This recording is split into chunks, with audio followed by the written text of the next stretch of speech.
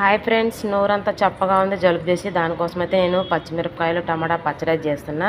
కొంచెం కొత్తిమీర, 2 రెబ్బల కరివేపాకు, చింతపండు, పచ్చిమిర్చి ఇవైతే బాగుంటుందండి కారంకి. ఇవి 4 వేసాను. వెల్లుల్లి రెబ్బలు, టమాటా, కొంచెం చింతపండు. అయితే ఫ్యాన్ పెట్టుకొని ఇందులో అయితే వేసుకోవాలండి పచ్చిమిరపకాయలు. ముట్టించింది అయితే చెప్పలేదు. ఇదిగో కొంచెం ఆయిల్ అయితే వేసుకోవాలి. చిట్లిపోకుండా ఇగో కట్ చేసుకున్నాను పచ్చిమిర్చి. జీలకర్ర, పచ్చళ్ళకి అనేది జీలకర్ర ఉండాలని, ఉంటేనే టేస్ట్. ఈ విధంగా అయితే కట్ చేసి పెట్టుకున్నా. పచ్చిమిర్చి వేసుకునేటప్పుడు జాగ్రత్త అండి, మీద వచ్చి పడతాయి. శుభ్రంగా కడుక్కొని ముక్కలు అయితే కట్ చేసి పెట్టుకున్నాం. ఇది వేసుకున్నాం. కొద్దిసేపు మూట పెట్టుకున్నాం, బాగా మగ్గాలండి. ఇది మూట అయితే వేసుకున్నాం.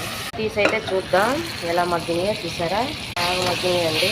కరివేపాకు, వెల్లుల్లి రెబ్బలు, చింతపండు, మీర ఇవన్నీ వేసుకొని కలబెట్టుకోవాలి. ఉప్పు వేద్దాం, ముక్కలకు పడుతుంది. ఒక 2 మినిట్స్ అయితే అయిపోయిద్దండి. ఇందులో సరిపోలేదా, ఇదిగో ఈ